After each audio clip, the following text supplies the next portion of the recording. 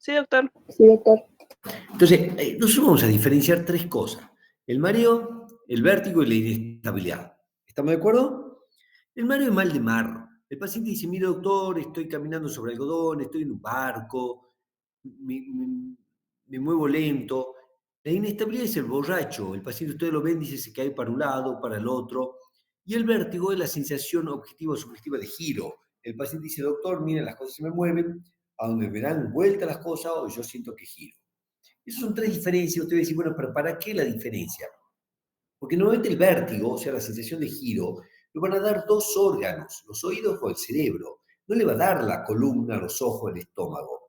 Jamás van a dar eso. Lo que ocurre que cuando ustedes tienen vértigo, imagínense que ustedes ponen, o ustedes están en una calecita que da una revolución impresionante, que puede durar de segundos, minutos, días, y el paciente, si a ustedes yo les freno la calecita, se van a bajar de la calecita vomitando e inestable, y dando tumbos por horas, porque lo que viene después de un cuadro vertiginoso es una descarga vagal, y la descarga vagal le va a generar sudoración, palidez, transpiración, náusea, vómitos, hasta a veces baja de presión, pero nunca, por lo general, el vértigo hace perder la conciencia. La columna no da vértigo, no le genera vértigo igual que el estómago, porque lo que pasa es que el paciente a veces tiene un vértigo de segundos y de lo que se acuerda es de la náusea, se acuerda del vómito y dice: sí, pero he estado vomitando 2 días, un día, y eso no importa. Lo importante, por supuesto, importa en el sentido de que no se va a descompensar, pero lo que es importante es por qué giró, por qué tuvo esa calecita. Ahora, si a mí me viene un paciente que viene caminando como borracho y me dice: mire, doctor, no me puedo mantener de pie, y yo le hago la maniobra para que se toque la nariz, que ustedes hicieron semiología, el romber, etcétera, etcétera, está todo inestable, y le veo los ojos y tiene un nistagmus, pero no tiene vértigo. El tipo dice: no tengo vértigo, pero ustedes le ven algún movimiento con nistagmus. Entonces, ese paciente tiene un tumor cerebral, hasta que demuestre lo contrario, o un ACV. En cambio, cuando ustedes tienen un vértigo provocado por el oído, lo que ocurre es que el paciente sí va a tener nistagmus y se correlaciona con el vértigo. O sea, el vértigo va con el nistagmus en el oído. En el cerebro también puede ser, pero también puede ser que no. O pueden ustedes ver, si tienen algún amigo que es albino o que ven un paciente con albinismo, que el paciente tiene un nistagmus, pero no tiene vértigo. Lo que ocurre con los albinos es que, como tienen que mover permanentemente el globo ocular para que la luz no le calce siempre permanentemente en el mismo lado de la retina y no dañarla, entonces tiene un nistagmus. O algunos pacientes con parálisis cerebral, algunos chiquitos que tienen, o gente que tiene con nistagmus después de una ACV, tienen un nistagmus pero no tiene vértigo. Eso es clásico del tipo central. En el oído, no, señores. Entonces, pueden ser periféricas, sí, el oído, o pueden ser centrales. Y bueno, vamos a ver cuáles son las causas.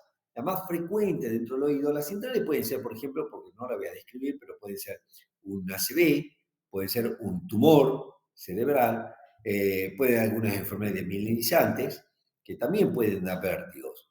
Pero en las periféricas, puede haber varias causas, pero la mayoría, las principales van a ser el vértigo paroxístico benigno, que es el más frecuente de todo, la neuronitis vestibular y la enfermedad de Meniere. Entonces, ¿qué ocurre? El oído interno, pueden decir que tiene dos partes: la parte auditiva con su caracol, y después, que ya el doctor Ceballos le va a dar parte del oído, y yo le voy a dar después la parte final. Y después tiene la parte del laberinto, con todo el segmento que está formado por los 3 conductos semicirculares: el superior, el externo y el posterior. Y después tenemos el utrículo y el sáculo, que son 2 membranitas o 2 cavidades que tienen unas piedritas que se llaman carbonato de calcio, que juegan un papel muy importante en el equilibrio. Entonces, las cilias que están en la ampolla de los conductos semicirculares, o en el utrículo y sáculo, que esto se va a mover con los otolitos, como lo ven acá con los otoconias. Cuando se mueve la cilia para un lado, se apaga, es como prender y apagar una luz, y del otro lado se enciende y viceversa. Entonces el cerebro sabe si estamos cayendo, si estamos yendo hacia adelante, si estamos en posición horizontal, si estamos en posición vertical, etcétera, etcétera. Y así es como esa información se conjuga junto con los ojos, se conjuga con la columna que viene y hace el cerebro, el sistema nervioso, conjuga todo eso y pone el cuerpo en determinada posición, hay tantos músculos para que ustedes puedan caminar, puedan moverse, puedan, ¿cómo se llama esto? Puedan andar en una bicicleta, etcétera, etcétera. Entonces, el vértigo periférico, que es del oído, ¿cómo va a ser por lo general? Tiene una característica. Por lo general el vértigo, eh, el posicional, el Meniac no, se activa con grandes cambios de posiciones, ya lo vamos a ver. Bien, a veces va acompañado de tinnitus o de ruido acúfeno, sí, y va con mucho, que es lo que le decía recién, con náuseas, con vómitos, porque son descargas vagales que va a generar. También vamos a ver que en algunos casos va acompañado con sensación de oído tapado y tiene una característica. Cuando se desencadena el nistagmus y el vértigo, se agota el nistagmus y para que ustedes lo vuelvan a arrancar, tiene que pasar un cierto tiempo. Eso es muy característico del periférico y sobre todo del posicional. Puede ir con notalgia y bueno, en algunas infecciones como las que provocan la bronquitis y a veces van con sensación de opresión como en el menial, que ya lo vamos a ver todos. En cambio, el central puede tener un vértigo horizontal, sí lo puede tener. Puede ser puede ser vertical, puede ser oblicuo, puede ser que el paciente tenga nistagmus y no se canse, puede ser que, o sea, no tenga fatiga, que no tenga latencia, que no necesite volver no necesita un tiempo para reaccionar de nuevo. Sí puede tener síntomas neurovegetativos, pero son mucho más leves que el otro, que es algo más explosivo, más violento, el vómito. Eh, y por lo general el tipo central, en una ACV, etcétera, va con una inestabilidad postural. Entonces, pero cuando ustedes tengan un paciente y lo vean, le digan, mi doctor, estoy mareado, y ustedes le vean un nistagmus eh, vertical u oblicuo, y ese no es el oído. Eso es de tipo central, está con un tumor o una ACV, por ejemplo. El vértigo central más el vértigo periférico de nuevo. Entonces, por lo general son agudos,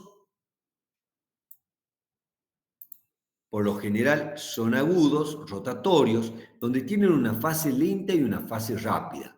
La fase lenta va hacia el oído enfermo y la fase rápida va hacia el oído sano. Eso es muy característico. Puede tener síntomas cocleares como sensación de oído tapado, puede tener hipoacusia y acúfenos también. A veces son repetitivos y si bien son los más comunes de los vértigos que hay. En cambio, el central no.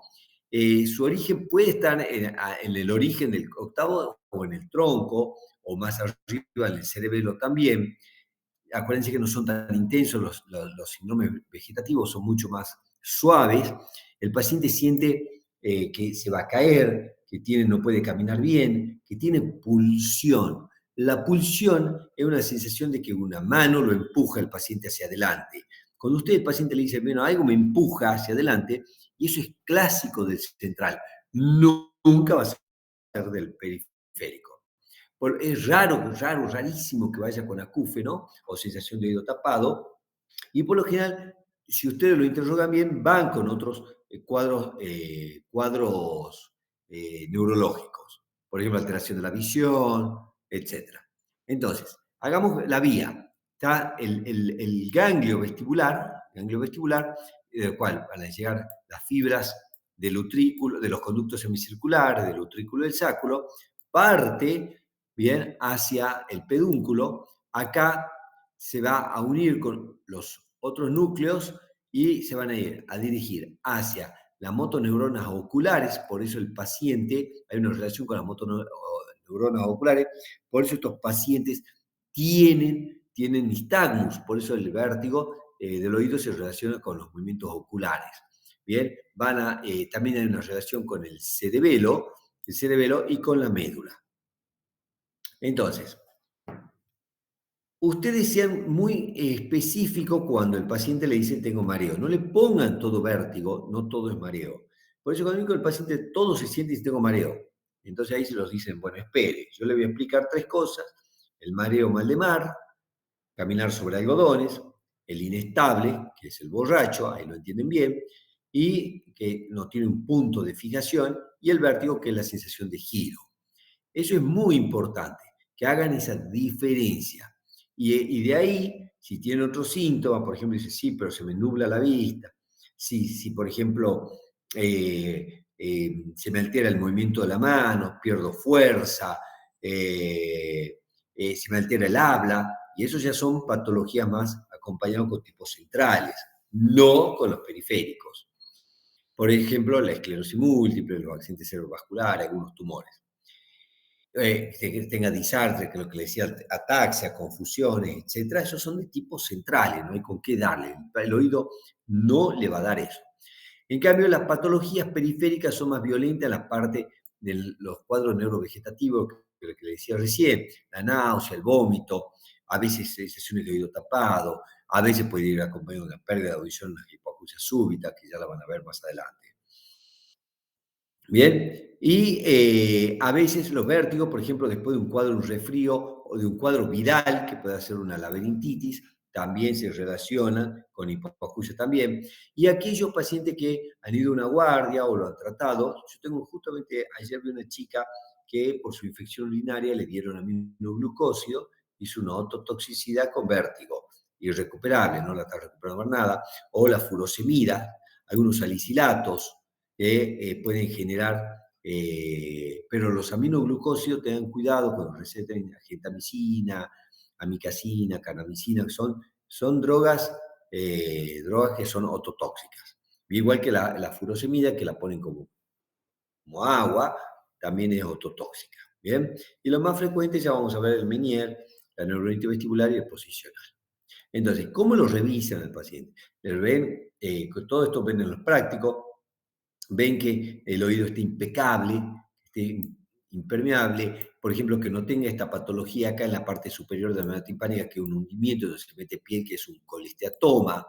Bien, acá también lo ven, que el colesteatoma va a ir, ya le va a explicar el doctor, otitis media crónica, va a ir invadiendo todo el oído y va a destruir, también puede generar una destrucción de la cápsula óptica y genera vértigo, y puede generar fístula de líquido cefalorraquídeo también.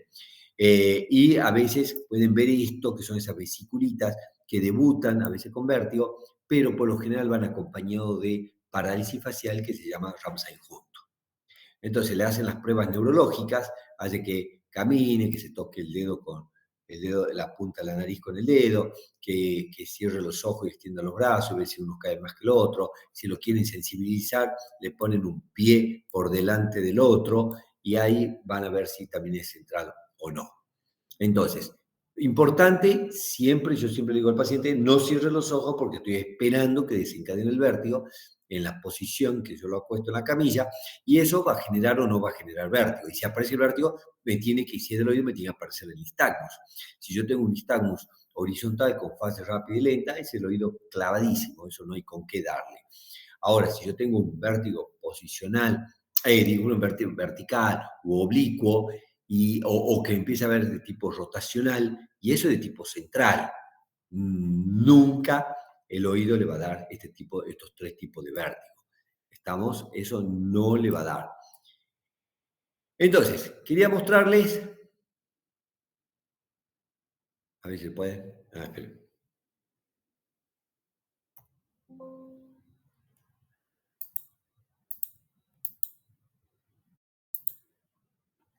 Esperen.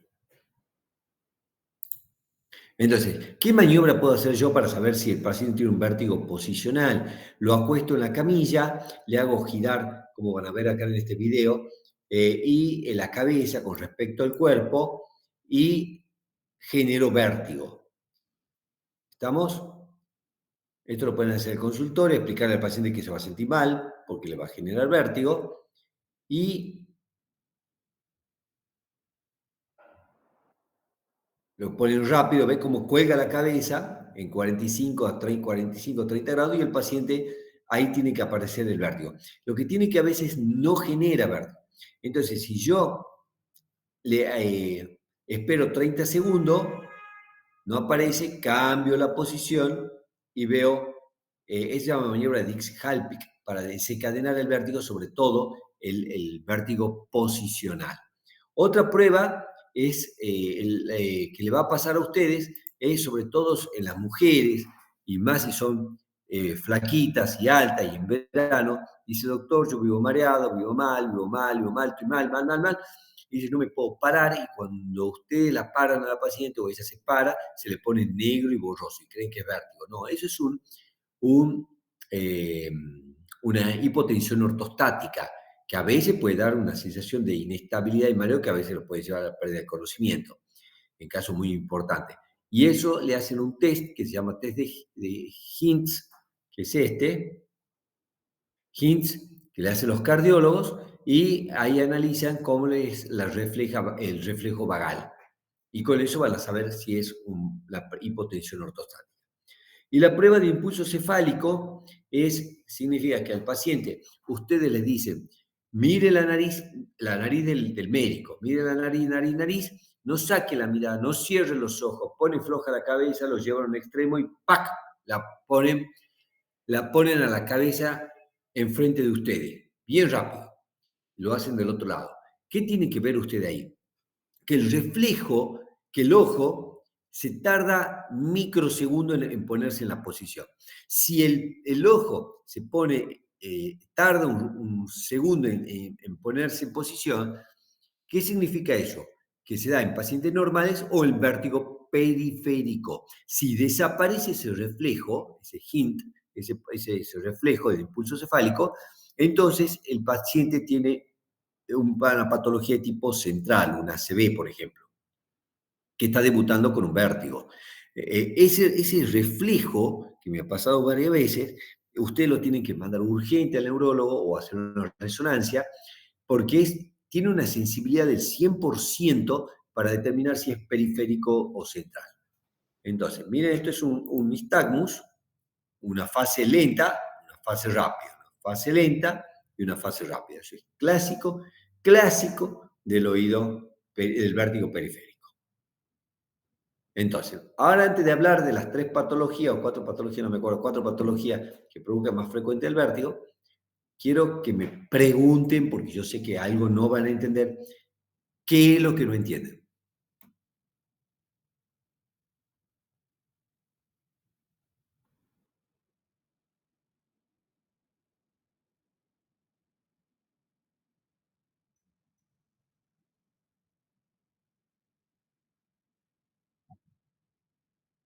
Es rarísimo, porque cuando usted tiene un daño neurológico, porque el oído interno es neurológico, ¿no? ¿Verdad? Es parte del sistema nervioso, periférico por el sistema nervioso, es prácticamente imposible que lo recupere.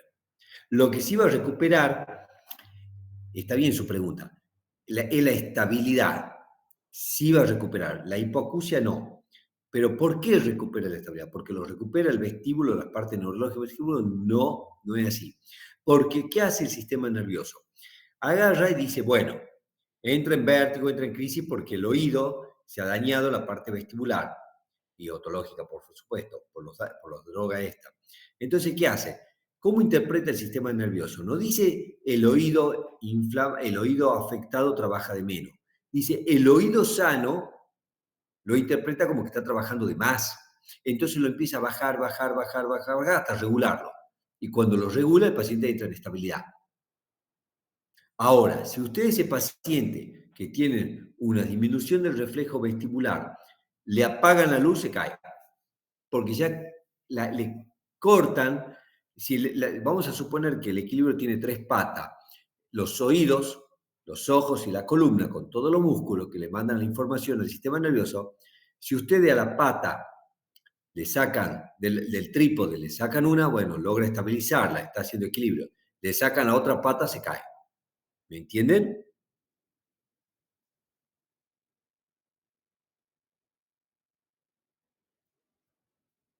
Bueno, ¿Qué es el vértigo paroxístico? ¿Qué es el que más van a ver? Porque lo van a ver, sean estudiantes, le puede pasar a ustedes, que Dios quiera que no, pero le va a pasar a alguien, a su familia.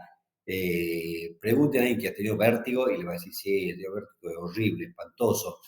El más frecuente es el posicional. ¿Qué ocurre? Se desplaza del sáculo o lutrículo una piedrita, un carbonato de calcio, y se va a clavar como está esto, sobre todo en el conducto semicircular posterior, que es el más frecuente. Entonces, esa piedrita que se ha desplazado entra en un cuadro vertiginoso del paciente terrible, con todas las características que le he dicho del periférico. Lo que sí no tiene el paroxístico es hipoacusia ni tampoco, o sea, acúfeno. No tiene vértigo solamente.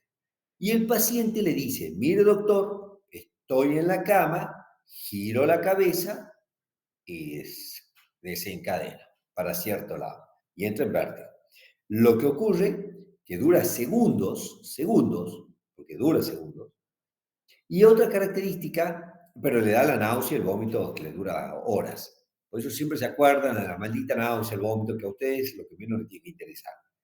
Entonces, ¿pero qué ocurre con el vértigo posicional? Lo que ocurre con este vértigo posicional, por lo que no se sabe bien la causa. Se lo relaciona que puede haber un traumatismo, en algunos golpes sí, hay golpes de autos, de caída, se desacomodan esas piedritas. La otitis media por irritación, pero medio.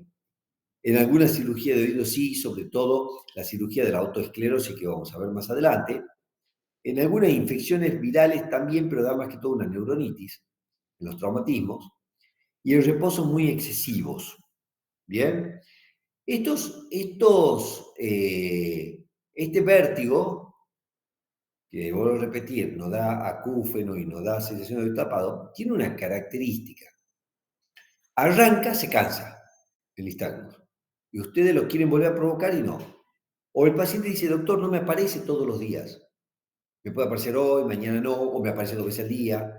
Es paroxístico. Significa que aparece cuando quiere. Usted está en el consultorio, le cuelgan la cabeza, le hace la maniobra de Dix-Halpic y no le aparece. Y si va a su casa, se acuesta y le aparece. Por eso es paroxístico. Y se cansa, sí o sí se agota. Y cuando usted lo quiere necesitar, tarda en reaparecer. ¿Bien? Siempre rotatorio el nistagmus, o sea, horizontal. Fase lenta y fase rápida. Siempre. ¿Estamos de acuerdo? Ahora, eso es lo que le he puesto acá abajo. Si el paciente tiene nistagmus, pero no tiene vértigo, tengan cuidado, chicos. Puede tener náusea, puede estar, pero no tiene vértigo, entonces central. Dura, eso, fíjense que el nistagmus y el vértigo dura segundos, 10, 15 segundos, ¿bien? Los síntomas duran de la dar vuelta 10, 30 segundos y desaparece, se cansa. Pero los reflejos que le va a dar después nauseoso es terrible. ¿Estamos de acuerdo? Entonces, ¿cómo lo curan, lo tratan a este paciente? ¿Hay medicación? Sí, uno le da, algunas veces le puede dar unos vasodilatadores periféricos, pero en realidad, si el problema está en que se han desacomodado unas piedritas, y bueno, le acomodemos las piedritas. ¿Estamos? Y la maniobra se llama maniobra, la que más se usa es la maniobra de E-plane. ¿Qué es esta? Lo ponen al paciente, le giran la cabeza, lo acuestan. Es parecida a la Dix-Halpic. Bien, lo acuesta colgando la cabeza y a medida que va acostándose, le van rotando el cuerpo en el sentido del reloj. ¿Ven cómo lo va? Contra el reloj, discúlpeme. Lo van rotando el cuerpo y después lo terminan parando. Entonces, por cada movimiento que le giran la cabeza, lo dejan 30 segundos y ahí lo van rotando el cuerpo junto con el movimiento de la cabeza y el paciente se acomoda las piernas.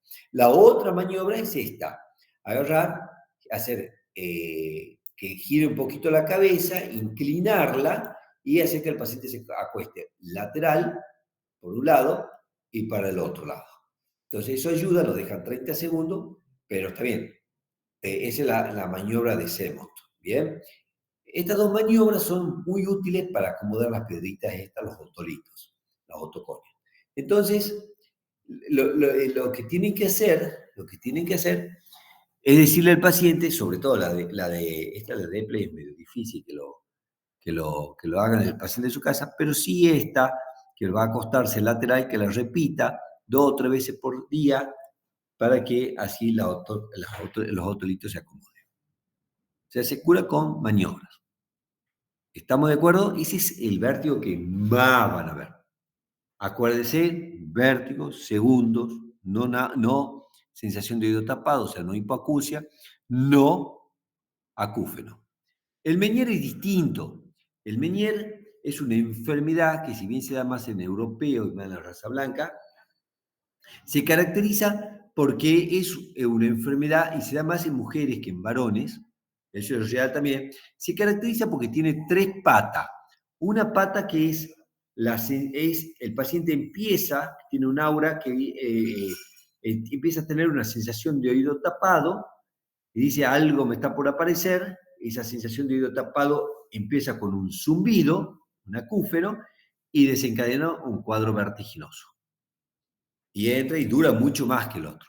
Pero ese es un trípode que ¿puede faltar alguno de los síntomas? Sí, pero el clásico Menier es ese.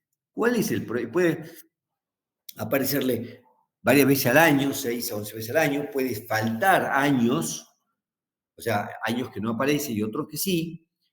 ¿Y cómo le dicen, bueno, a este paciente? ¿Y qué hace? Va generando, a medida que se va manifestando el vértigo, una hipoacusia perceptiva que al comienzo es fluctuante. El paciente dice, pierdo la audición, ustedes le hacen la audiometría, tiene una caída perceptiva y después vuelve a recuperar algo. Fluctúa y va fluctuando. Y acá viene una pregunta de uno de los médicos que toma examen, que dice, ¿y al final cómo termina?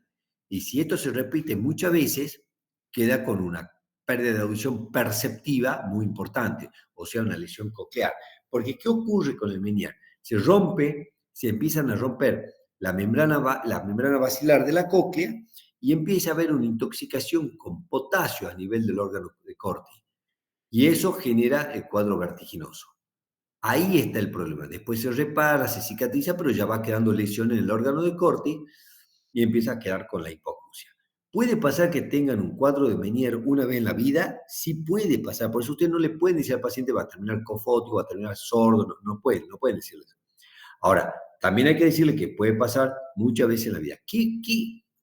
No se sabe el origen del Menier, pero como no sabemos el origen del Menier, siempre decimos que es alérgico, psiquiátrico, autoinmune. No sabemos, pero sí se ha visto que es más en mujeres jóvenes, entre los 20, 40 años, más en raza blanca y que tienen un comportamiento. Ustedes no han visto que los epileptoides tienen una personalidad muy especial, pero el Menier también tiene una personalidad muy especial. Entonces, ¿cómo hacen el diagnóstico definitivo? Ustedes sospechan, y bueno, el diagnóstico definitivo sería que hagan una autopsia cuando se muere el paciente. Imposible. El definitivo, ese sería el 100% seguro. El definitivo, que tenga 2 o más episodios de vértigo, más una pérdida de audición confirmada audiométricamente, perceptiva, no conductiva, el zumbido, el acúfeno o el tinnitus, que es todo lo mismo, con la sensación de plenitud de oído lleno. El probable, porque uno nunca puede estar seguro hasta que dice, bueno, esto es un Menier. Tiene un episodio de vértigo, más una pérdida de sensorial confirmada con la audiometría, bien termina el vértigo, más el zumbido, y no hay otra causa. Y el posible episodio de vértigo sin pérdida auditiva o pérdida auditiva neurosensorial con desequilibrio, con otra causa excluida. Pero para hacer un definitivo, para usted decirle a un paciente, tiene Menier, tiene que tener esta característica. Porque ustedes, si le ponen el sello de Menier al paciente, es de por vida. ¿Bien?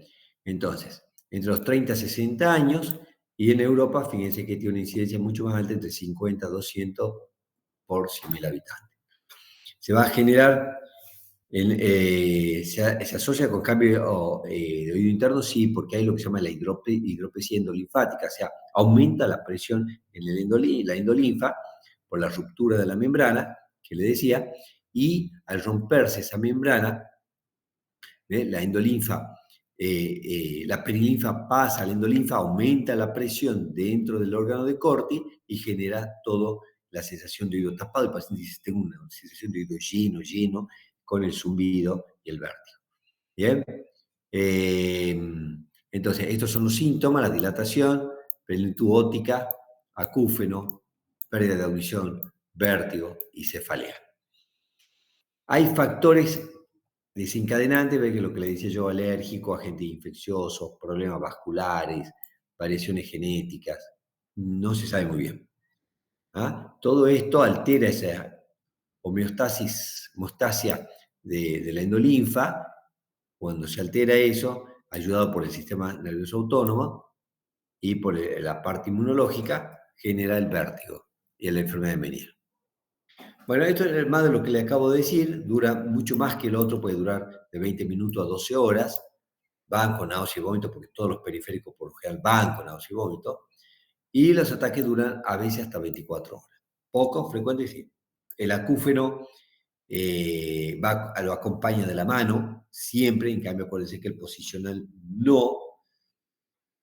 El deterioro de la audición empieza siempre en la frecuencia más baja, antes, durante un episodio, tienen la sensación de que tienen el oído tapado.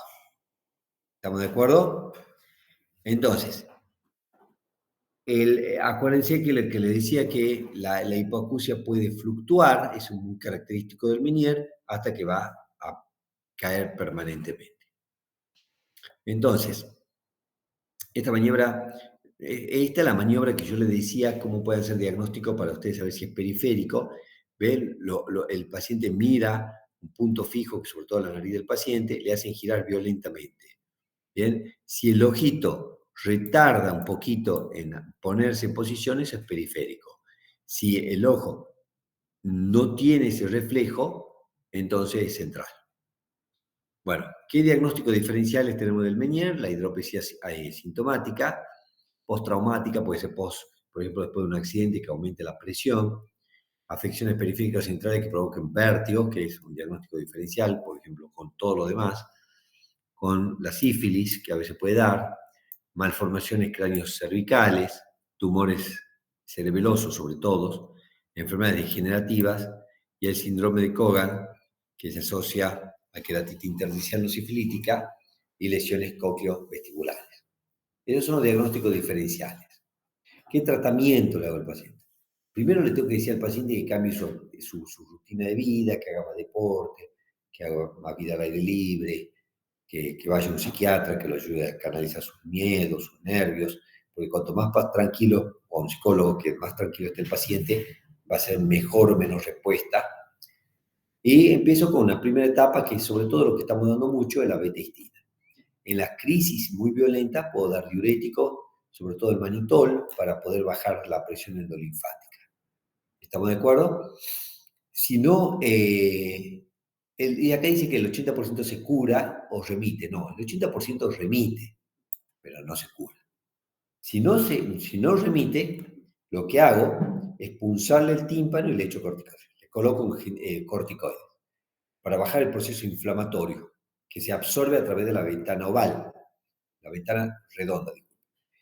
Y entonces, si mejora, bueno, le sigo dando la beta-istina, los diuréticos, y si no mejora, lo que hago es lo siguiente. Le coloco gentamicina transtimpánica para matarlo al oído, lo destruyo al oído. ¿Ah? Le hago una ototoxicidad o se lo opera y se lo destruye al oído. Se hace una neurectomía vestibular, una labarintectomía, por supuesto, pierde definitivamente la audición también. El problema de esto es que a veces se ha visto que a pesar de todos estos tratamientos destructivos, a veces el paciente puede comenzar con síndromes vertiginosos. Pero bueno, a veces llegan a eso. Pregunta hasta ahí. Doctor, ¿cuál era la personalidad que tenía Son esto. muy obsesivos, muy depresivos también. Siempre están pensando en cosas feas. Son gente muy, no son alegres, son muy específicos. ¿Han visto las personas epileptoides ustedes? Tienen algo, usted dice algo raro, tienen o epiléptico. Bueno, estos también son medio parecidos. Pero son obsesivos, son muy obsesivos, son muy, también tienden a la depresión. También, bueno, no es muy lindo vivir con vértigo, ¿no? Bueno, pregunta.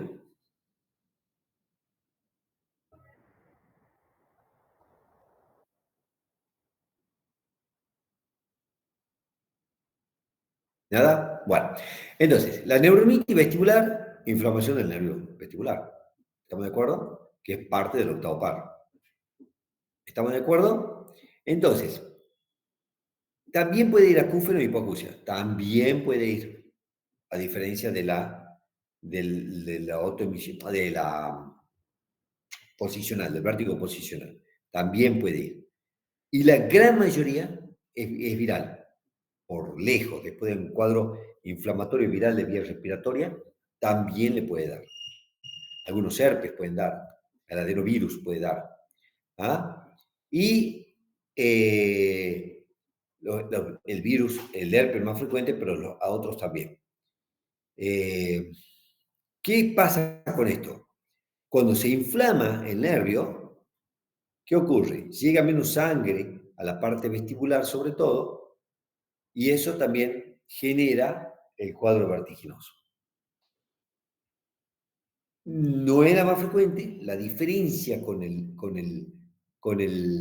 Menier o con el vértigo posicional es que puede durar días, días, y por lo general se manifiesta después de un cuadro infeccioso, vía respiratoria por lo general. Se pueden ver genes y varones, ningún problema, fíjense que sea en un 3 al 100% de las personas, y la mayor incidencia va en adolescentes, en gente, digo, no, adolescentes no, de 20 a 30 años, 50 a 60. ¿Qué ocurre? A medida que nos hacemos más viejos y agarramos la neuronitis vestibular, la recuperación, sobre todo de la audición, es peor. El equilibrio siempre lo van a recuperar, la estabilidad la van a recuperar, no el equilibrio. ¿Estamos de acuerdo? Acuérdense que el oído, el sistema nervioso, empieza a bajarlo al otro oído cuando pasa cierto tiempo, los impulsos al otro oído para equilibrar. Fíjense que este puede durar, tiene un nistagmus muy persistente que le puede durar 7 a 10 días, a diferente de los otros. ¿Estamos? Y si bien te da un acúfeno, como el Menier, pero no le da, y le puede dar una pérdida de la audición, pero no le da la sensación esa que el paciente le dice, se me va llenando el oído con agua, doctor, siento como que estoy en una pileta, que es más clásico del Menier. También es unilateral, el Menier puede, es rara vez que sea bilateral, hay que tener mala suerte, pero son todos unilaterales, la gran mayoría. Bien, y lo que puede confundir es que en algunos casos, con el paroxítico, que con el movimiento de la cabeza empeore, pero no es lo más frecuente. El paciente está tirado, mal estado general, 7 a 10 días dando el vuelta. A veces, a estos pacientes lo que hay que hacer, no le hagan la maniobra porque es peor, lo que hay que hacer a veces es dormirlo bajo anestesia general durante varios días para que el paciente no esté con el cuadro vertiginoso o sedarlo muy profundamente.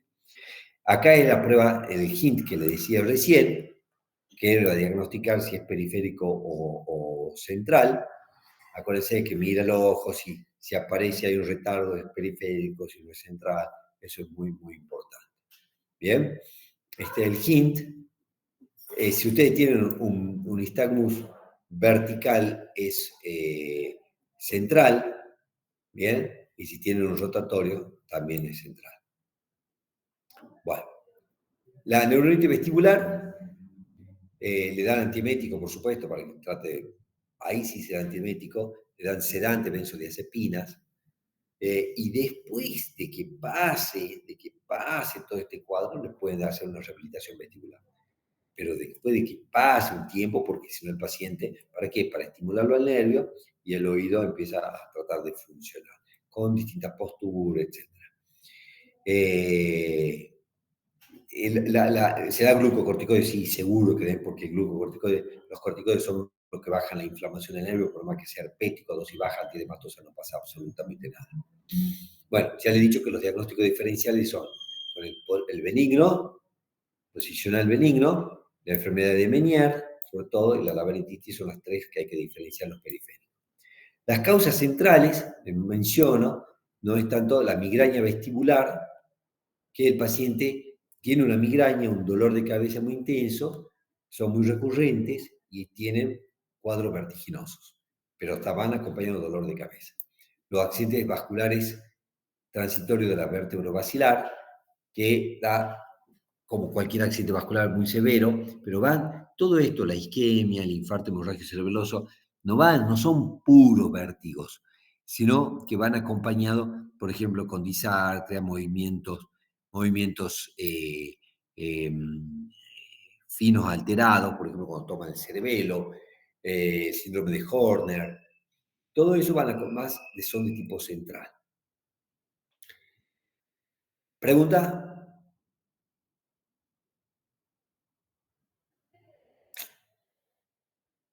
No hay. Yo creo que, chicos, acá termino porque creo que neurinoma le va a dar el doctor. No me quiero meter y tener conflicto de interés. Así que acá lo voy a mantener. Si el doctor, por una de esas razones, le da, no le da neurinoma, me avisan, porque capaz que